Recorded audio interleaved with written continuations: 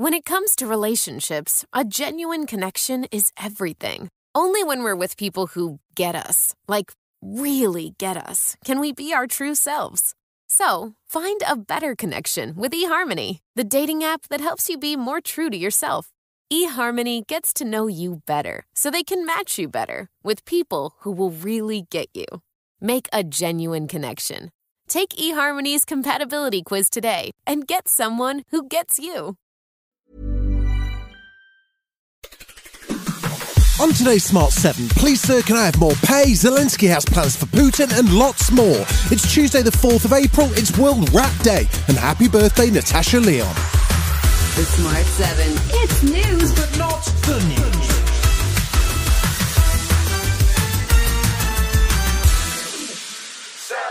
Get ready for more daddy daycare as teachers are going to be walking out of their classrooms again after the government's latest pay offer was rejected. Staff in England will strike on April the 27th and May the 2nd, and it was a pretty overwhelming ballot result for the National Education Union. The number of our members that rejected the government's pay offer is 191,319. And I do have to tell you that is an outstanding 98% of members that have rejected the vote. A 4.5% pay rise had been on the table. The increase will be decided by an independent pay review body instead. The Education Secretary is disappointed, but Dr Mary Boosted, Joint General Secretary of the NEU, told Sky's Kay Burley the offer isn't good enough. We can't carry on like this. We have to pay teachers properly, get more of them in the profession, and get our schools working properly for the children and the young people who deserve a decent education. The unions say one of the big issues it's fighting to address is severe staff shortages in schools.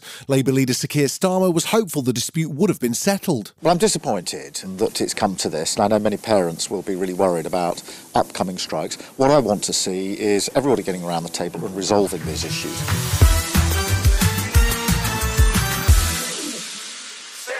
There's going to be a clampdown on grooming gangs with tougher sentences for child abusers.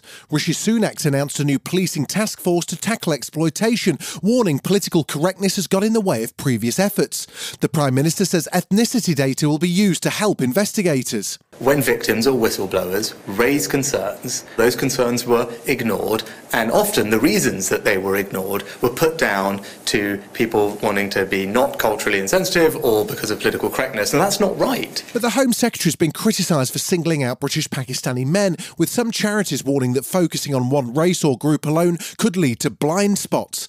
Whilst Labour's Shadow Home Secretary Yvette Cooper told ITV she doesn't think the government's crackdown is serious enough. It's just not good enough. They're still not taking the action we need to increase prosecutions, to increase convictions, nor are they taking the action needed on online grooming and abuse, which is the area that's growing fastest.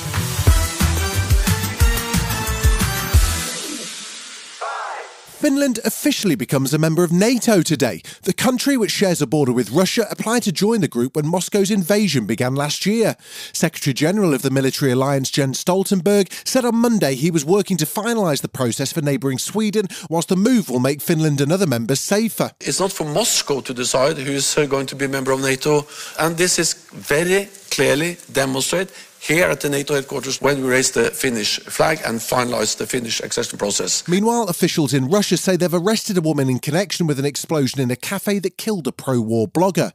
26-year-old Daria Trepova has been detained after the supporter of Vladimir Putin died in St. Petersburg. Reports suggest a bomb was hidden in a statue handed to Vladlen Tatarsky. And as Ukrainian President Volodymyr Zelensky marked the one-year anniversary of the liberation of a village north of Kyiv from Russian troops, he had some pretty strong words for Putin. I can wish the president of Russia to spend the remainder of his days in a basement with a bucket for a toilet. That's about it.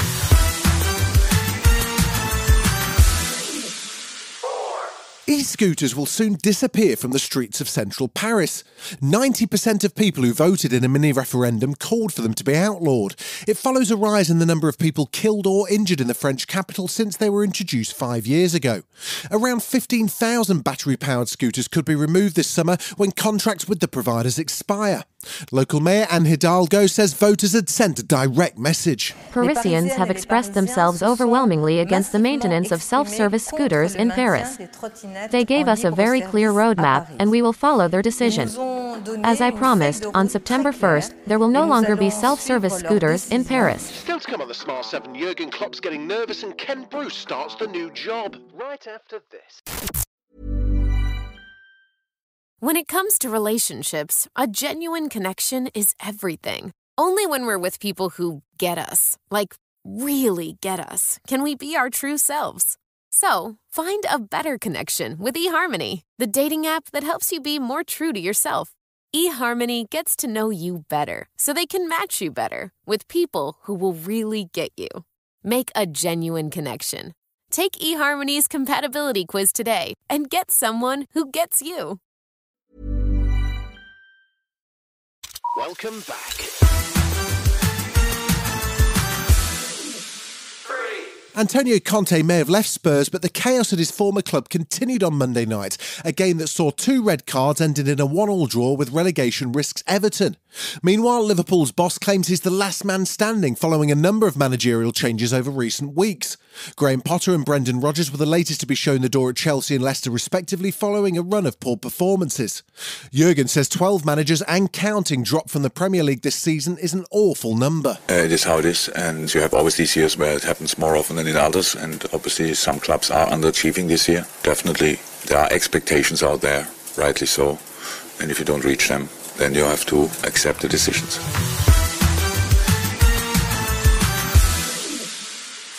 Ken Bruce has presented the first instalment of his new radio show on Greatest Hits after leaving BBC Radio 2 in March.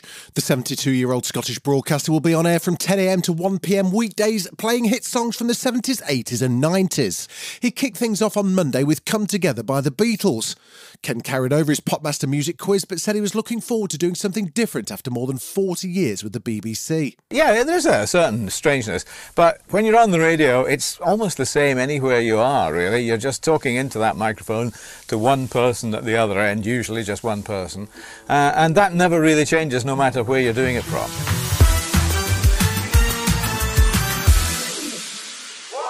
Samuel L. Jackson returns as Nick Fury in a tense new trailer for the Marvel Secret Invasion series.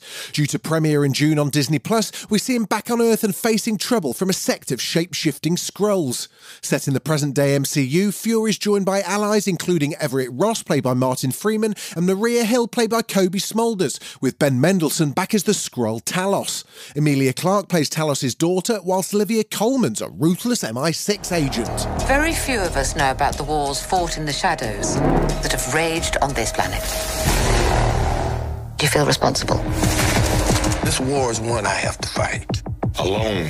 You're the most wanted man on the planet. You don't know what they have planned for you. The great Nick Fury. One last fight. You've been listening to The Smart 7. We'll be back tomorrow at 7 a.m. Hit that follow button and have a great day. Give us 7 minutes and we'll give you the world.